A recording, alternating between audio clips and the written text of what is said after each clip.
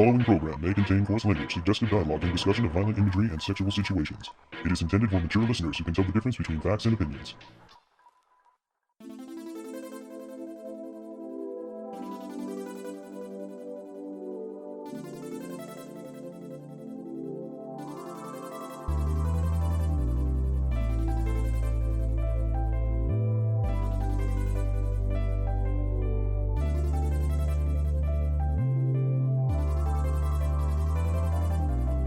Hello and welcome to another episode of the Toonami Faithful Podcast. I am your host today, CJ, and I am here with some lovely guests here today. Hi, it's Laser Kid. And Celia Rose, Toonami Faithful Social Media Manager. And we have a very special guest in today. What's up? It's your boy, Alien Renegade, former writer, but also the guy that still likes to make songs and Toonami videos. Yeah. And first of all, this is like the first time I've gotten to be on a podcast with Alien since he moved on to bigger and better things, so I'm super excited to be back. I always love his commentary, especially when it comes to shows like Paranoia Agent. He did some good stuff when it came along that, and we're bringing up another show of his that he really enjoys, and that's Gridman. It's pretty interesting considering how long it took for the show to make it on Toonami. Not that I'm complaining, because I actually like the fact that Toonami might go back in case there was a show that someone might have missed. And it seems to be doing pretty well, if evidenced by Assassination Classroom lately. But today, we are going to be talking about the first 7 episodes of Gridman. And I'm going to just at least start off, kind of prefacing this. I rewatched the first 7 episodes. I legit have no idea what the fuck's going on. It's just, I don't know. I really don't understand. I just know kaiju show up, Gridman then shows up, then the squad shows up, like Caliber, and all them, and they all join together like Mighty Morphin Power Rangers together. They fight. There's a lot of fan service with Akane and Rika, and it ends where we see, I forget the kid's name, but the kid kaiju where he gets his eye cut off. Anti, yes, thank you. Where he gets his eye cut off pretty much, and I'm just like, well, how did we get here? But thankfully, I have 3 of probably the most knowledgeable people I know about this franchise. So basically, I'm kind of want you guys to, because I'm sure there are viewers who are like me who aren't as familiar with like the nuances, the backstory of this kind of genre when it comes to anime and just, content from Japan. And like I said, I can't think of 3 better people who can help kind of clear the clear the air, get the picture a little more clear for me. And I want to start off with Alien, since he isn't on here obviously as much as the other 2. Alien, why is it that I'm just so dumb and I can't seem to get everything kind of like pictured, or to give myself a coherent kind of story? Well, the only thing I can say without, being a jerk and spoiling everything, everything will kind of make sense by the end of it. That's all I'll tell you. Really? So, yeah. So I guess then let me ask you this, like, are they doing this on purpose, I guess, in a sense? Like, is this deliberate? More or less. Everything slowly builds up, like episode to episode. Mm-hmm. You learn more about the world, you learn more about the kaiju, you learn more about Akane, you learn more about Gridman, and by the time the end of the series hits, then it all comes together, and you're just like, oh, okay.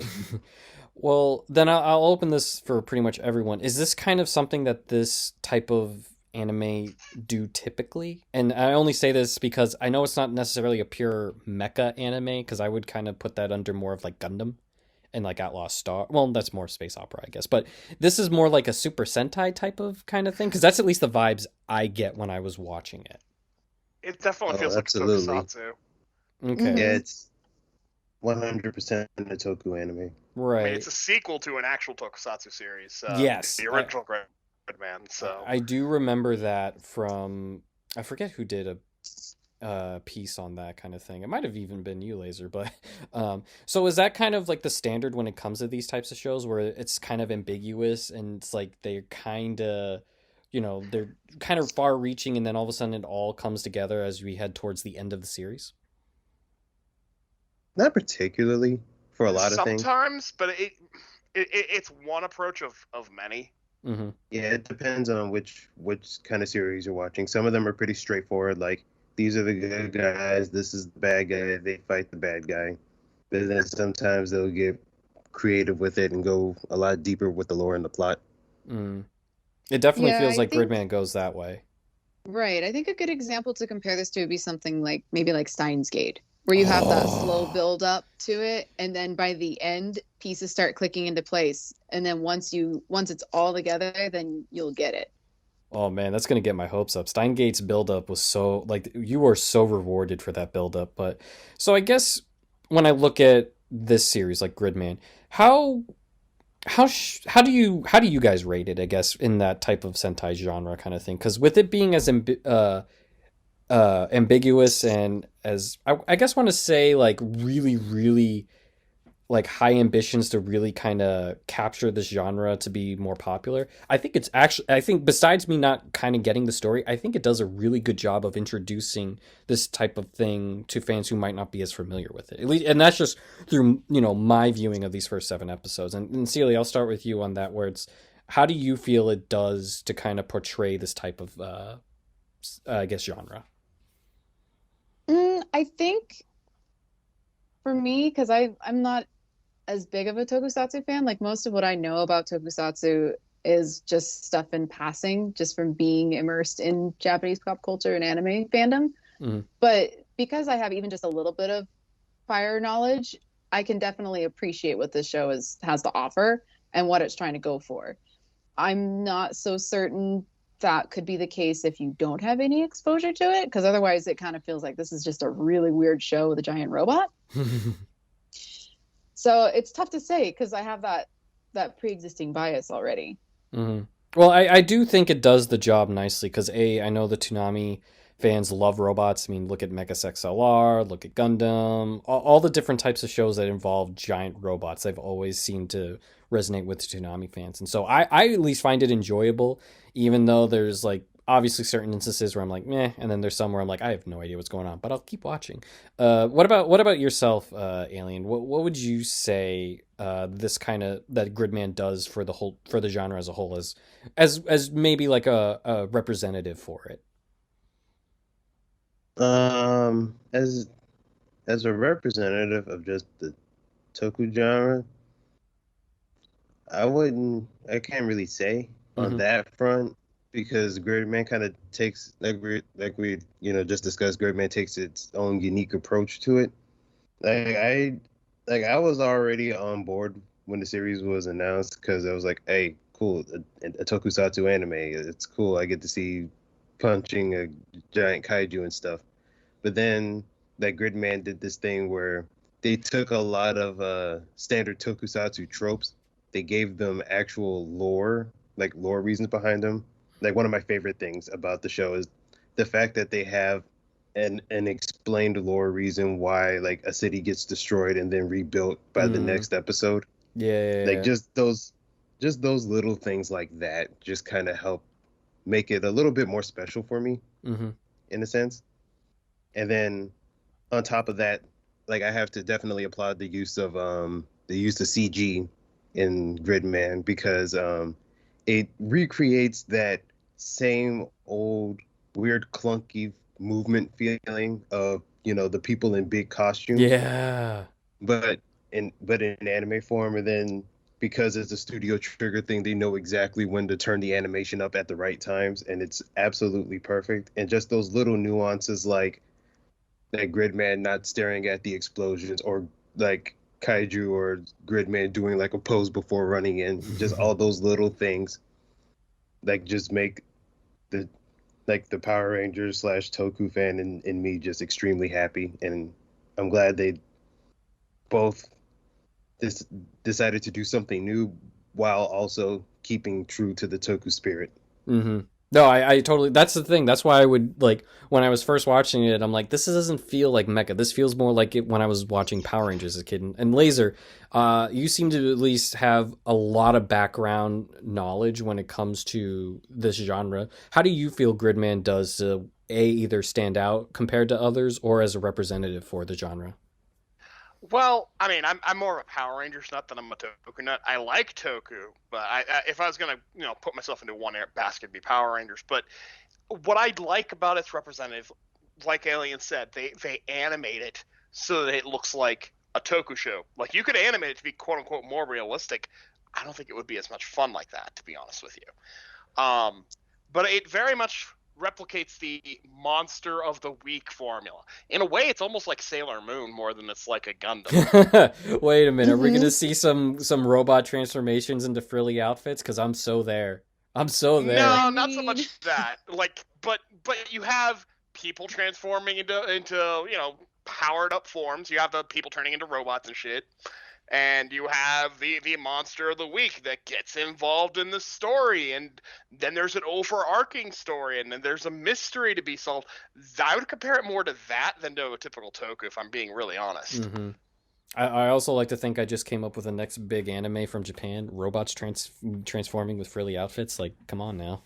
I mean, that seems like something that should already exist. So. That's what I'm saying. And so I guess we can kind of delve a little bit into the plot, at least as coherent as I can try to make it, where we start off with, oh God, I just had his name, but it's Yuta. Yuta. Yes, I had it on the tip of my tongue. I wanted to say Utsume, but I'm like, no, that's his friend. No, that is his friend. I would be the same if I hadn't took notes the other day. So basically, Yuta has memory loss, and he's running around town. He sees all these, or not really running, but he's just walking around town with Rika as she's taking him to the hospital, a friend of his, who apparently they haven't necessarily like had much communication till this moment when he kind of becomes, realizes what he's doing.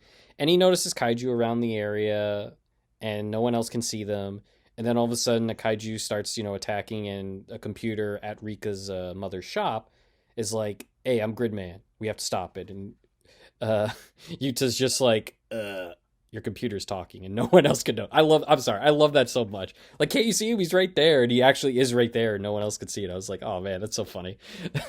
Eventually, Yuta gets pulled in by this computer, turns into Gridman, and it's a giant robot, and he fights the kaijus and beats the kaiju. And we soon find out that these kaijus are being created by a young girl named Akane. Although, who's the thing in the computer that's helping her? Have we established that Alexis Carib.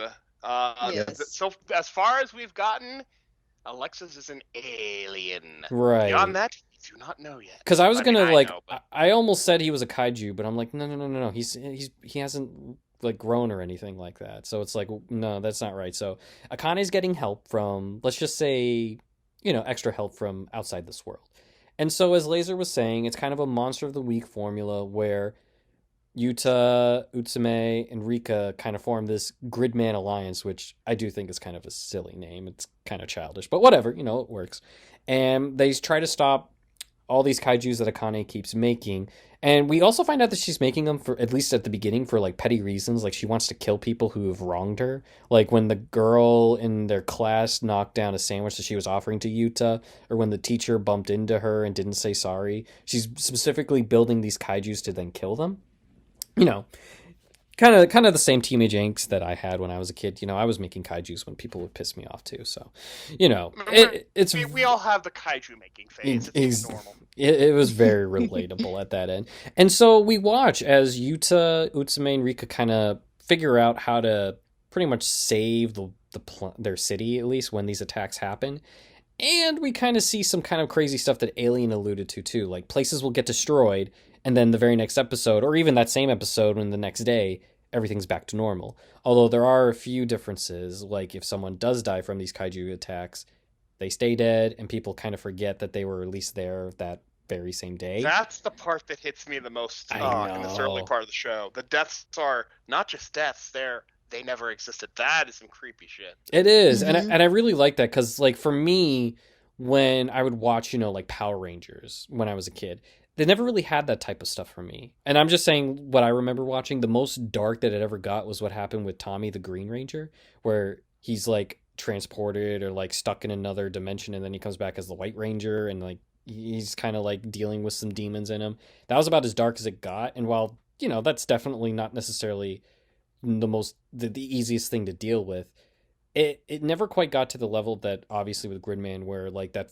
that girl character, I forget her name, but you know, she dies in the first episode, and they go Tonkawa. to and they go to Tonkawa. check on her parents, and they're like, she died in middle school, and they're like, no, she was in class, and her dad just went ballistic. It's like, yo, that's deep, like that's pretty heavy to kind of deal with. So, and like Right? everyone was saying, like it's just a buildup of these like one-offs at least to start, and things do build. Like obviously, I don't know what Caliber's group is called necessarily, but The Neon Genesis, Genesis Junior High High. Schools. Jeez, I wonder where Wonder they what got. they could be named for. I wonder. I don't know. Is it the Naruto Sasuke reference? I'm not sure. Maybe a JoJo. No, they're reference. obviously named after Tokyo Mew Mew, guys. Get it right. Oh, Ugh, you're right. I would have missed I that. thought it was Card Captor. Thanks, Huh. Abe. wait a minute now. We're throwing so many like Toonami shows at me, right? I'm just like, whoa. And so this high school, I'm just calling them high school. I'm not calling them Neon Genesis. Like, get out of here with that. I'm sorry. They are pretty much able to transform into different types of extensions for Gridman to then use to help him fight these different kaijus, which look absolutely sick. I have to say, those sequences where they kind of form and all like join up with Gridman look so cool. And I'm just like, man, I wish like the old school Sentai shows could do this, even though I know it's like impossible, but man, does it look so cool. I love it. I absolutely love it. So they do that, they fight, they kill, and as we get into, I want to say episode 6 and then 7, we start to learn more about kind of, as Alien was mentioning, the lore of stuff. Like Yuta kind of gets some of his memories back, I believe, when he was listening to the headphones from that girl that was sharing her headphones with him.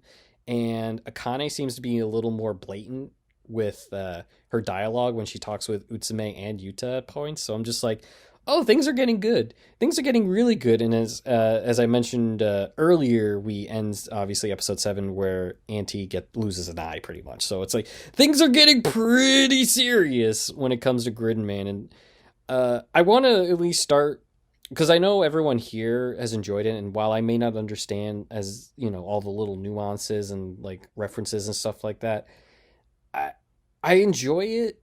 And I mean, obviously not perfect, but I enjoy the sense where it's like, it feels so different for me. You know, it doesn't quite feel like something I've ever seen on Toonami. And I really, really like that they're kind of experimenting. And like, think of it this way. No, it's not as great, but it's like a Hamtaro for me. And I'm saying this because everyone here loves Hamtaro, but on this podcast. But it's like, I don't necessarily expect a series like Gridman to ever make it onto the block, only because of how niche, I guess, is. I wouldn't say it's the word I'd want to use because I feel like someone else might use it, but it's definitely something that I wouldn't expect, but I'm happy that it's there. So I'm really, really happy that Toonami would kind of say, you know what, people have mentioned this show before. It looks rather cool. Studio Trigger always does well with titles in a sense that people will watch them. Why not give it a shot? And I do think they are being rewarded for that. What would you guys say? And I'll start with Alien for this. What would you say, at least so far, when you look at the first 7 episodes, what you like about the series? You know, like Toonami taking this type of chance to put this show out there for its fans. Like it feels so different, but yet so refreshing and so comforting to me. Well, first off, I'm just going to preface this by saying that I am glad that Gridman actually ended up better than Darling in the Franxx, because like a few years back, somebody asked Jason DeMarco if Gridman would be on Toonami, and he said, if it turns out better than Darling in the Franxx, then sure, maybe. And with seeing that we're here now, yeah, it definitely turned out better than Darling in the Franxx. So I'm happy about that, for one. And then I guess otherwise, this is probably the closest thing to a mecha series that we're probably going to get on Toonami that isn't Gundam. So that's another thing I'm happy about. And then also I'm just happy because back when it aired, a lot of people didn't really talk about it. I mean, you know, some people had their eyes on it because, you know, Studio Trigger.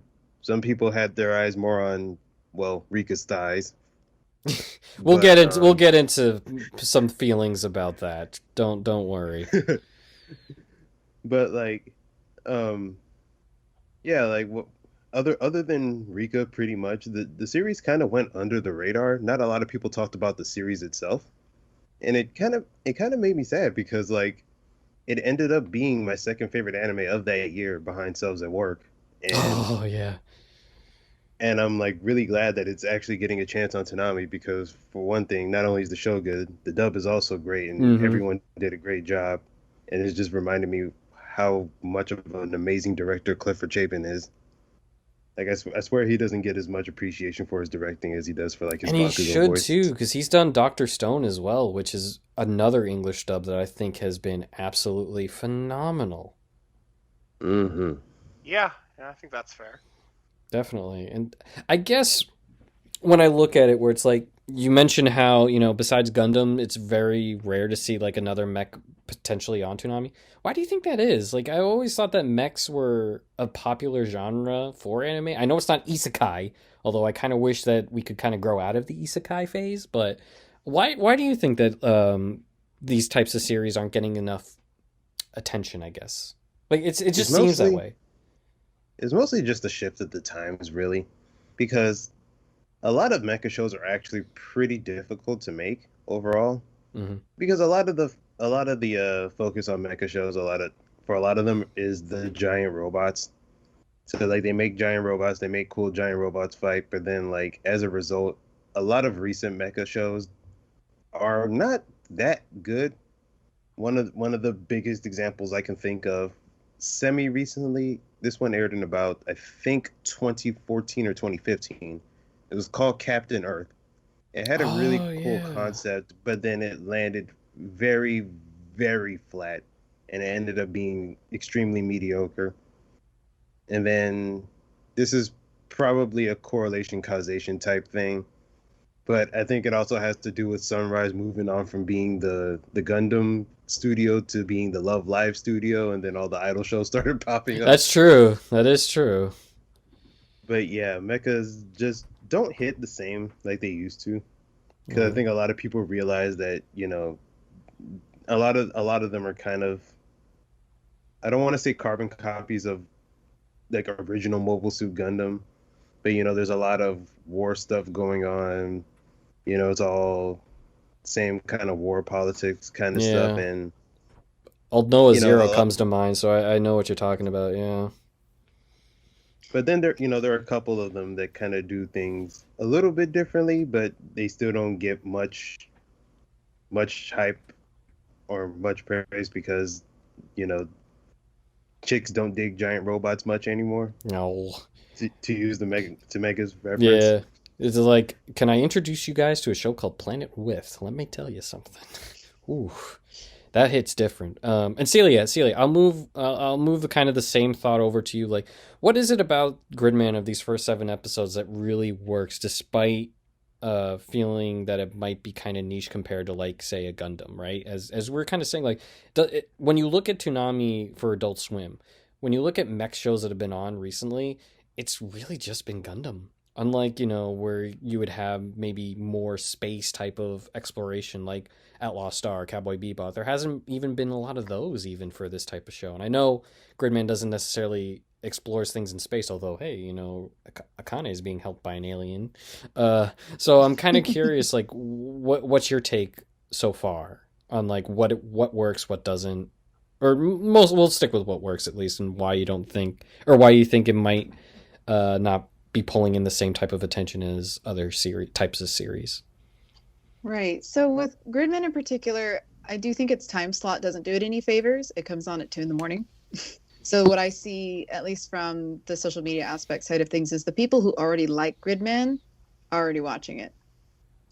So, and most people are kind of done with Toonami by 2 a.m. So that's probably not helping it. But for people who are sticking around, one of the things that's really stand out about the series is that you really have a stellar crew that's working on it.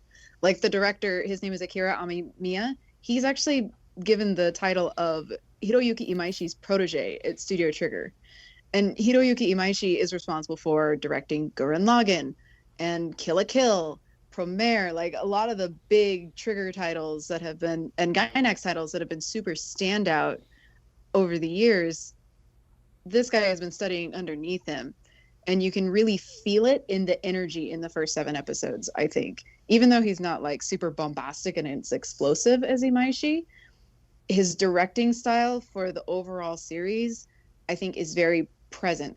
So even though it's kind of doing a slow buildup right now, because but by the time this comes out, it'll be up to episode 7 out of 12 episodes, and we still haven't quite reached that final climax yet.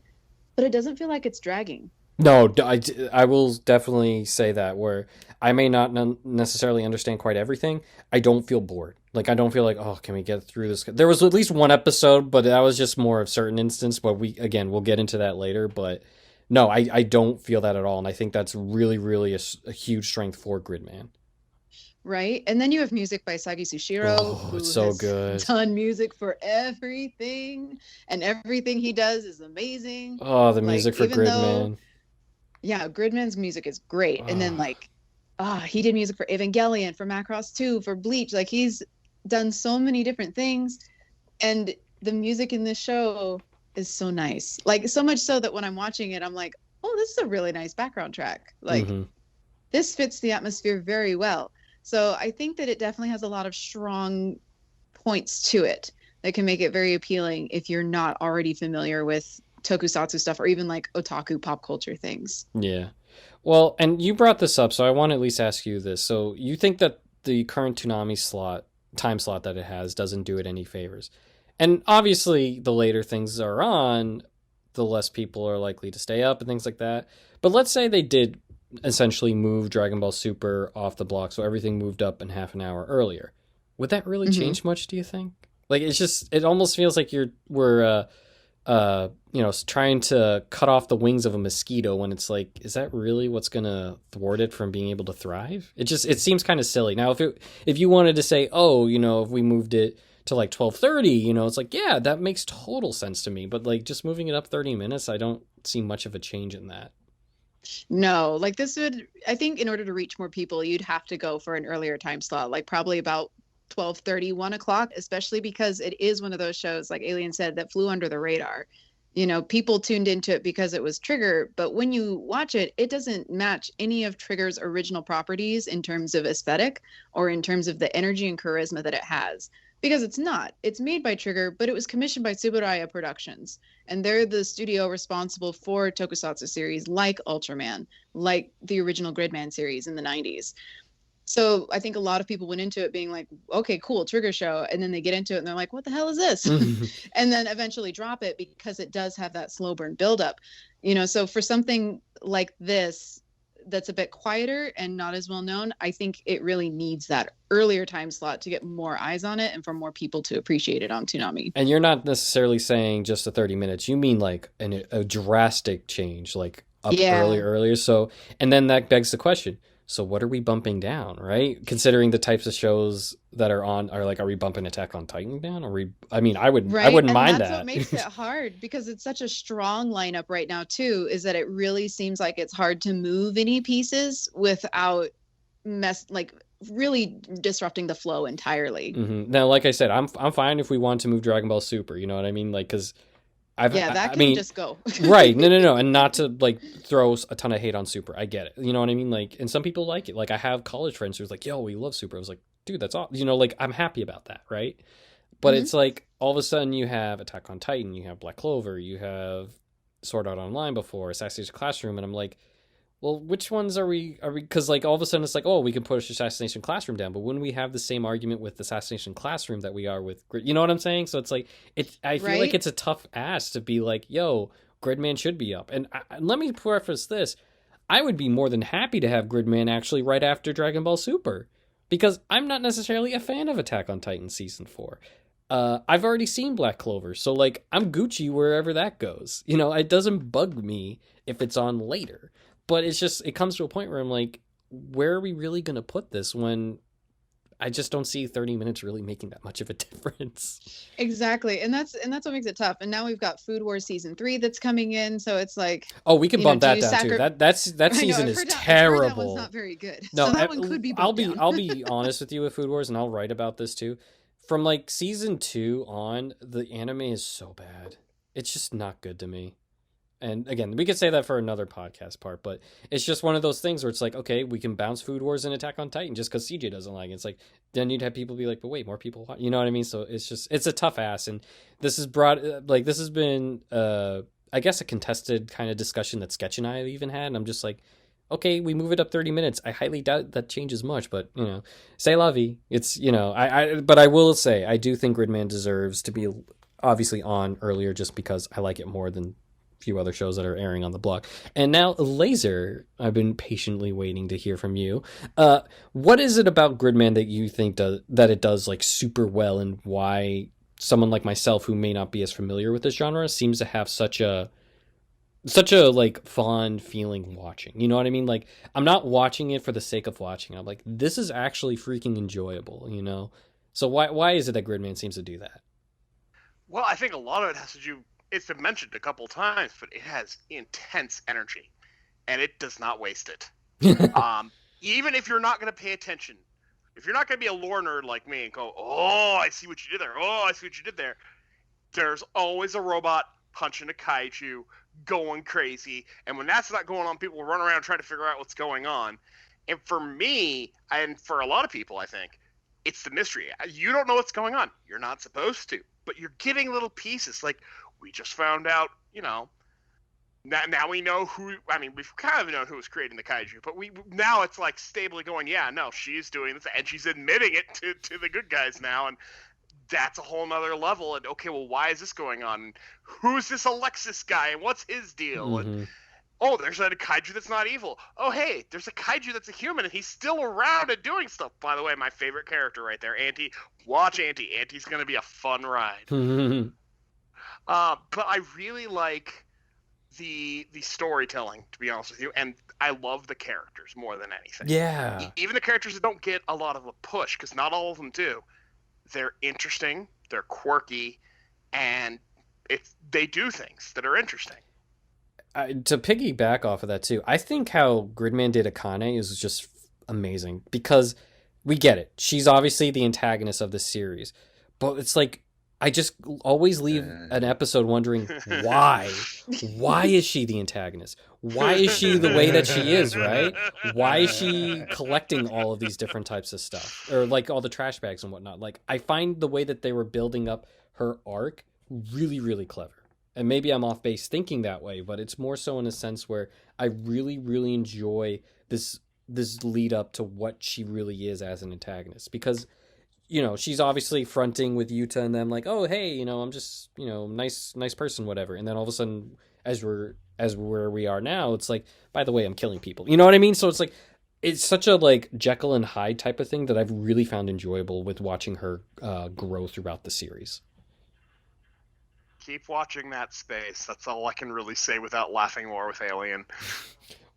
Are you laughing because I shouldn't be enjoying it? No. No, okay. No, they're no. laughing and knowing what happens after episode 7.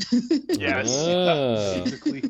I have the Blu-ray, Yeah. so I can easily just pop that right in and find out. So, personally, I don't mind spoilers, but I know our listeners would. So I'll at least end it on that note, so we don't spoil anything for those who are enjoying the Toonami viewing. I don't mind. I spoil me. By all means. I love being spoiled. I actually love it. I legit love it. I do not mind whatsoever.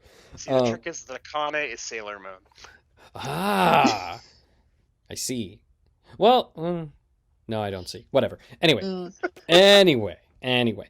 I will, and obviously there is at least something that did bug me when I was watching it, and that's episode 5. And now look.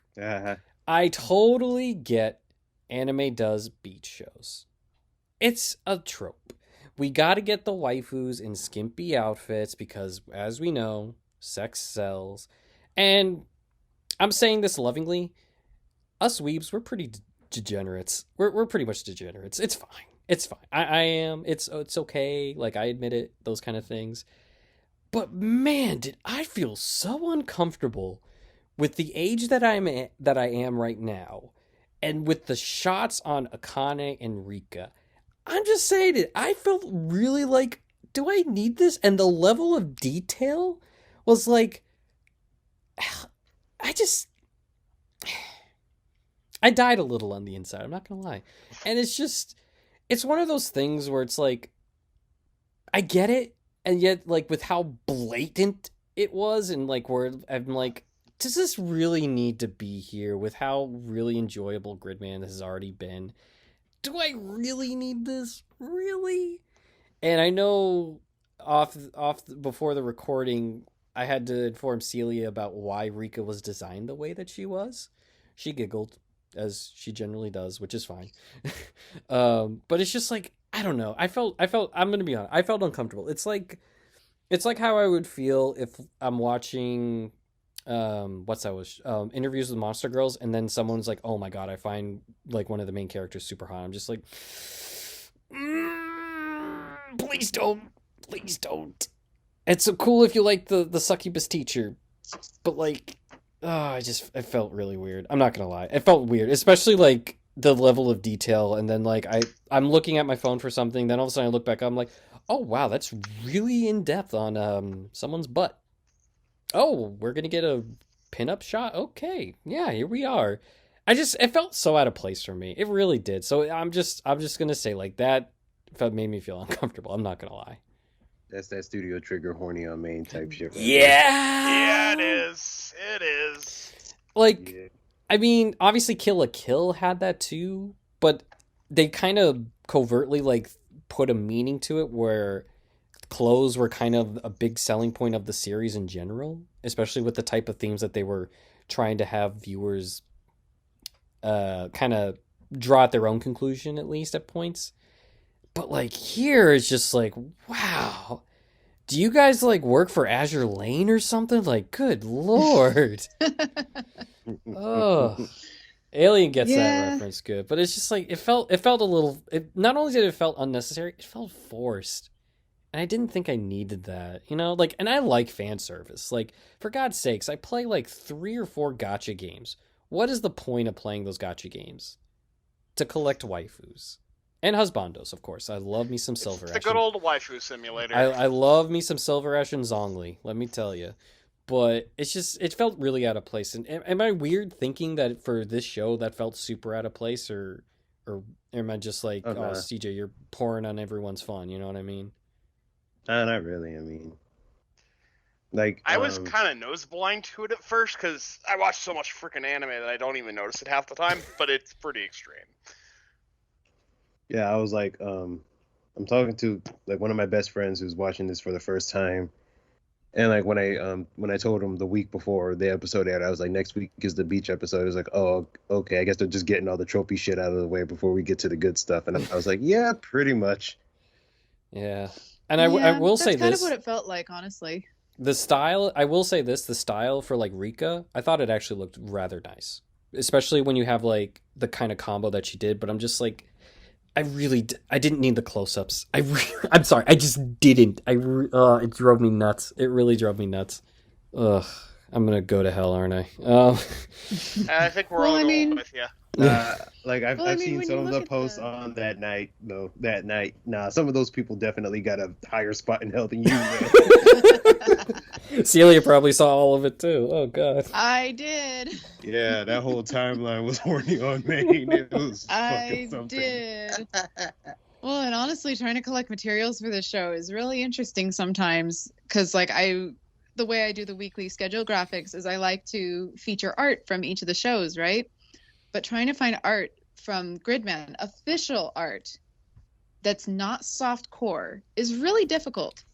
And I'm not sure what it is about this show in particular because I never suspected tokusatsu properties to have this much sex appeal injected into their marketing. Like I think every now and then you'll get a really attractive actor that's playing the lead in one of those shows, but it's very odd. Well, I mean, I haven't seen something like this for a property like Gridman in a long time. But like, I also shouldn't be surprised though, because like if you look at Amamiya's like just the stuff he's worked on, like he worked on Darling in the Franxx and Medaka Box and shows that kind of like they kind of I'm trying to think of the word. It's stuck, and I can't think of a word. They kind of dabble in that already, like Darling in the Franxx, obviously, where they have angles where like the pilot's ass was right in view of the camera.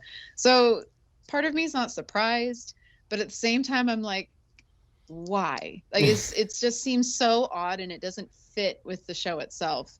I'm not sure why that juxtaposition is even there.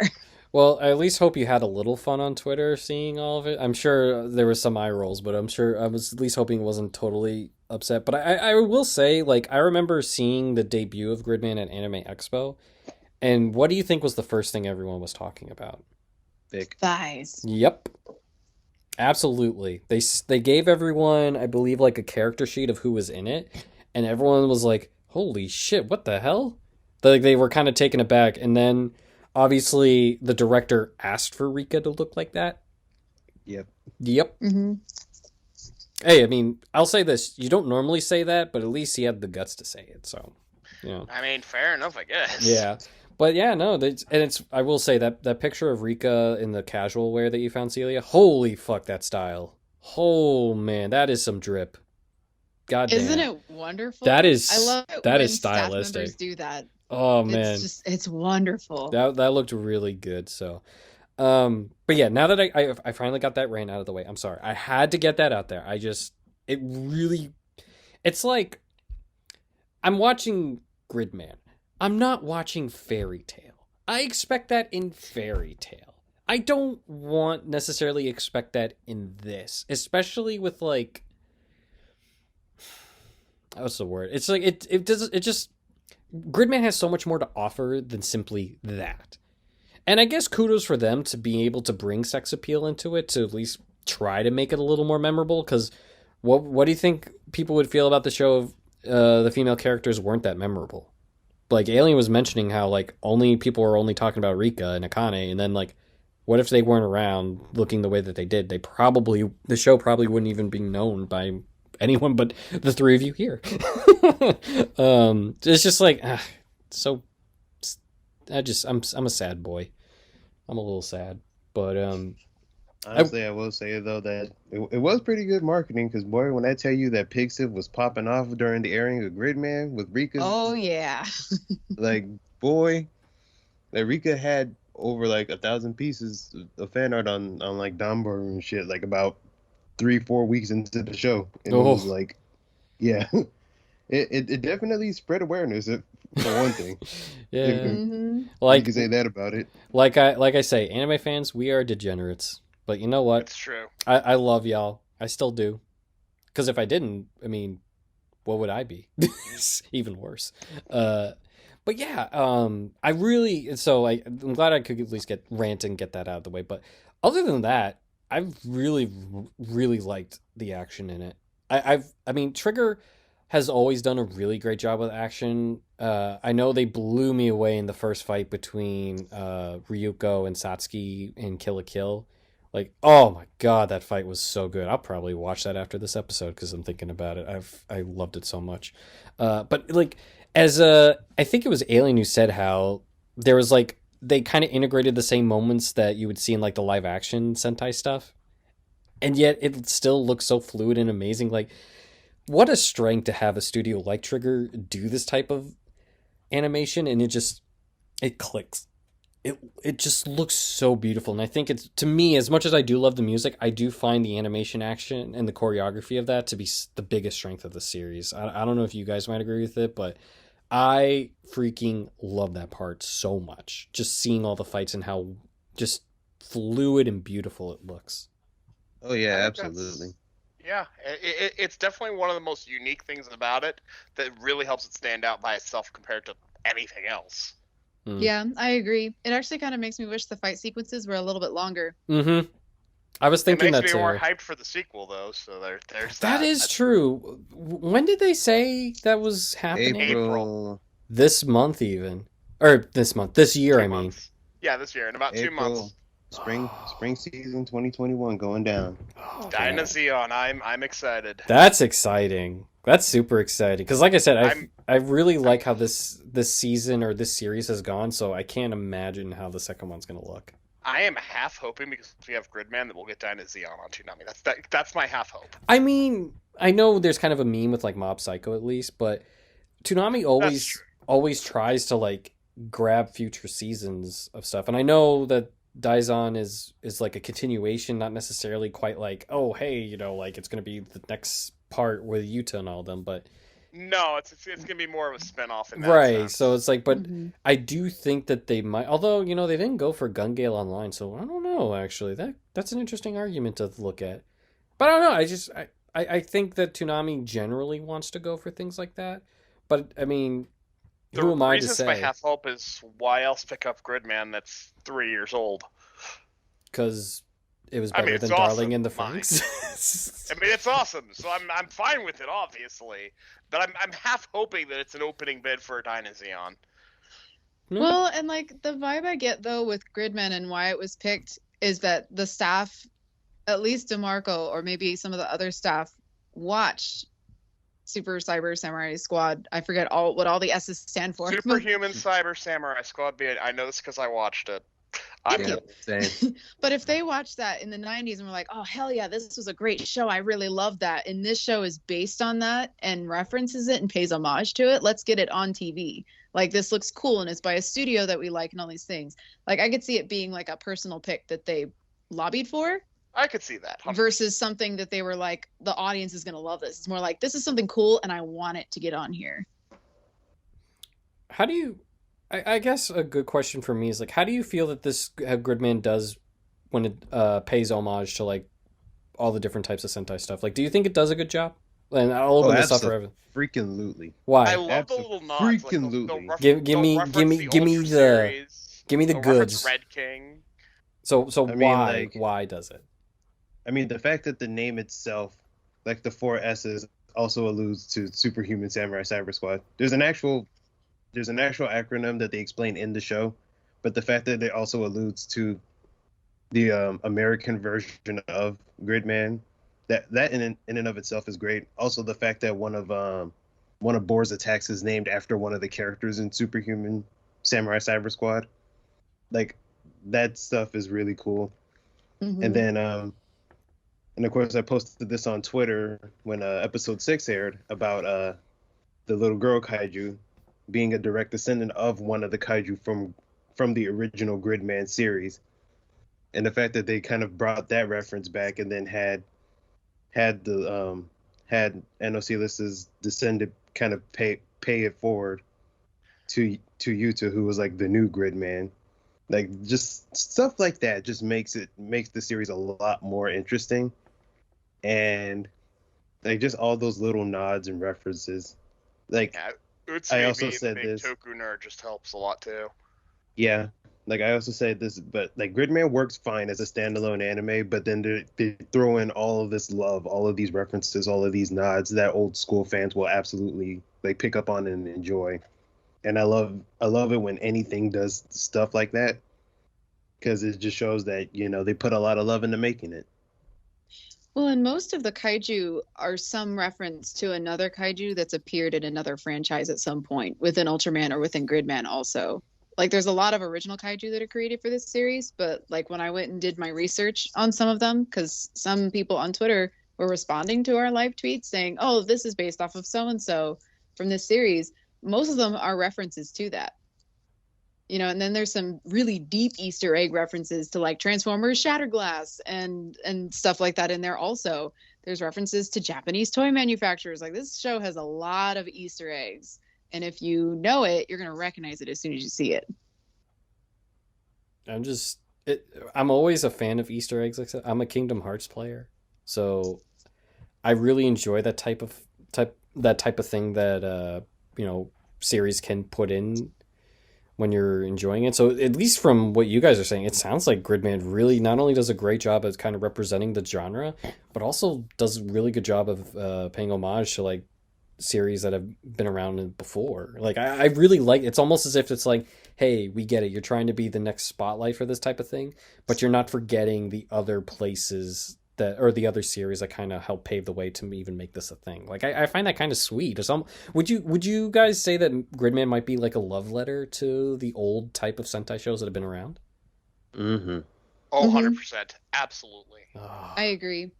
And you can definitely tell this is a passion project too, because some of those things are things they didn't have to include. Like the references to Ultraman and Gridman, I could understand because it is being commissioned by Tsuburaya Productions. So they're probably saying, hey, we would like you, if they're giving them notes like, hey, we'd like references to these things, they're callbacks to these things. But Transformers Shattered Glass was something they stuck in there without telling the original production committee and made references to within the show because they liked it. So wild, because that is so niche within the Transformers fandom. Right? And then and then they don't have to mention toy companies, although they might be on the production committee. I don't know what kind of toys came out for Gridman, but you know what I mean? Yeah. But there's a couple of them in the Arcadia YouTube group from episode 4. There's a couple of them that are named after defunct kit makers from the late 80s, early 90s that aren't even around anymore. They're not on a production committee somewhere. They don't have to include them, but they did anyways. So that kind of stuff is really neat. That's freaking wild to me, honestly. I can only imagine for hardcore fans or just maybe people who've worked on the previous stuff might have almost get teary. I'd be like, hey, you know what I mean? I always love that feeling. I do. It's all the warm fuzzies. But yeah, that's freaking amazing. So I guess I kind of want to wrap it up this episode with this. Without spoiling, and I'll start with Alien, Celia, then Laser. What should fans expect for the later half of this series? What give us a little kind of tease for what fans should be on the lookout for. Without spoiling anything. It's tough, I know. That's hard. Yeah. Well, I mean, for me, let's say I knew something, right? I would be like, yo, I can't wait for you guys to see the way the story develops, how this character grows, how that character grows, maybe some cool badass action fight sequence kind of thing, something along those lines that you might want fans to keep an eye on for the later half.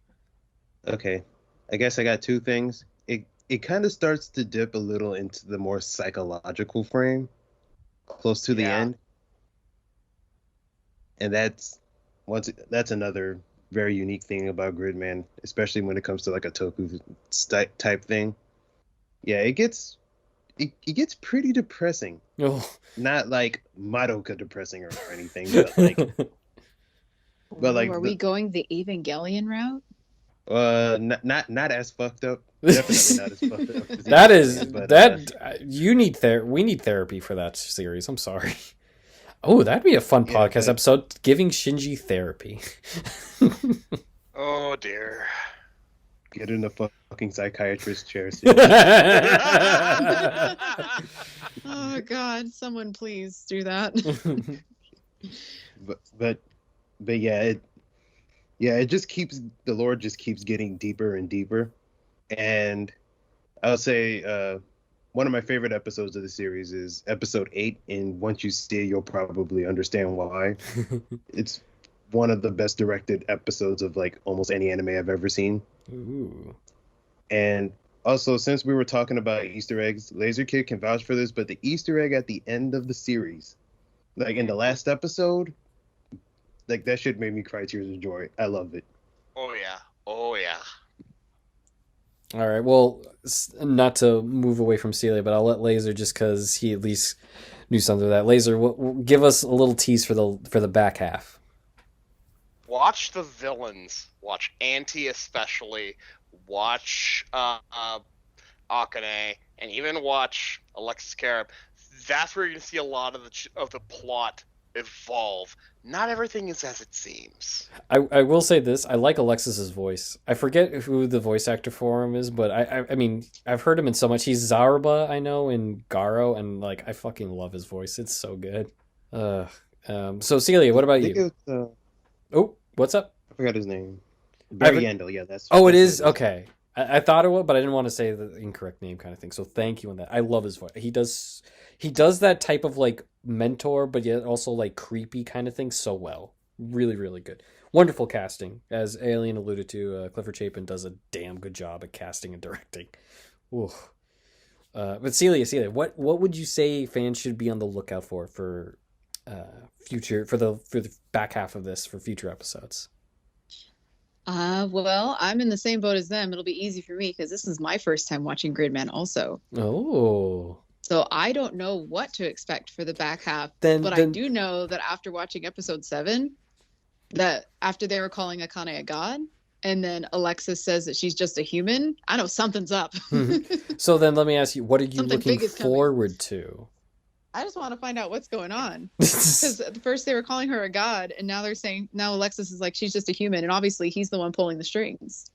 So I want to see how it is all coming together. Like it's definitely got that build up. You can feel it. It's that beginning of the roller coaster where it's going up, up, up to the top, and we got to get to the top at some point for the crazy drop down at the end. Yeah, and for me at least, I want to see more of the robot battles against kaijus. It's so cool because I'm so not used to it. Because like when I was a kid, I always thought they were a little lame because I'm like, oh, the monsters can't really move. You know what I mean? Like it always seems so obvious that the robot's gonna win because it can like move faster, stuff like that. But I think Gridman does a really good job of making it seem more equal footing. So I really, really enjoy that type of aspect. So for those who are listening, I hope you guys have been enjoying Gridman too. Like I remember both Alien and Laser like freaking out that it got on Toonami, which was like, oh, that's so good. I love seeing that type of I love when fans get like super excited when a new series gets on. I know like certain people were like pumped about Food Wars, returning. I know people are excited with when Sword Art gets on. Like those kind of. I love seeing the elation of like Toonami picked a show that you really liked. So I'm really, really happy that, obviously Alien Laser were big fans of it, and I hope you guys have been enjoying it too. And it's nice to see Toonami kind of go back into the well instead of like always picking up the hottest new animes, because there's good and bad with that, and I'm not even saying because of COVID, where production might be slowing down for things like that. It just, the fast-paced nature of it doesn't allow fans to really digest and see everything that's out there with how many series get popped up every season. So it's really nice that they're kind of mixing in a little bit of stuff from the past to be able to bring in to the current day Toonami, which is really awesome. But yeah, make sure to tweet at our podcast page or at Toonami News. Tell us how you guys feel about Toonami Faithful, or even just myself. I mean, I might be around. I'm busy doing editing things or screaming at Pokemon matches that I shouldn't be winning that I somehow pull out of my butt. But in any case, we'll get some house cleaning and then we'll get on right out of here. So you can email us at podcast@toonamifaithful.com. Follow us on facebook.com/toonamifaithfulpodcast and on Twitter at Toonami Podcast. You can listen to the podcast on just about everything, including iTunes, Google Music, Spotify, literally any website that hosts podcasts, you will find the Toonami Faithful Podcast. And you can find every episode of the podcast to stream online at soundcloud.com/Toonami Faithful Podcast and get the latest news by following Toonami News on Twitter. And we'll be able to post editorials, maybe video projects, awesome graphics that's a certain someone here makes. And make sure to subscribe to the Toonami Faithful Pass on patreon.com/ToonamiFaithful.com or /Toonami Faithful. It's where we'll be posting the behind the scenes interview from the Toonami documentary that debuted last year, What Toonami Means to Me. You better have watched it. A certain guest on here produced every single song on that documentary. It was awesome. I will say as well, Alien, my father, who's a musician, was super jealous. He's like, why didn't you ask me? I was like, I'm sorry, Dad. I needed these beats. It's fine. But it was really cool. He loved the music too, which I was like, aw, it was really nice. Like I really like that. So definitely check that out. In fact, a lot of people on this podcast help me on that project, which is really awesome. But yeah, that's where we'll be posting our behind the scenes interview this month. It will be Bill Butts that will be posted actually this upcoming Sunday, which is actually going to be before this podcast is posted. So make sure to check out that. It was such a fun conversation. And I will say, seeing his kind of setup at home with the Gurren Lagann flag in the background was freaking dope. But on that note, we'll get on everyone out of here. So Alien, where could the listeners find you? All right, y'all can find me on twitter.com @AlienRenegade. You can find my Toonami video edits on YouTube under Alien Renegade Videos. I'm finally starting to get back into those, and it feels good. And you can find my music on SoundCloud, YouTube, Bandcamp, and every other major streaming service. Just search up Amperin. And I guess on that note, for those who know my stuff, I make Toonami-inspired musical mixtapes, and I have a new one coming out in April, which one of the songs is named after Akane Shinjo from the show. So And there's going to be a whole vocal rap version of that coming out around when the show ends. So look forward to it. I'm very excited. I will say this.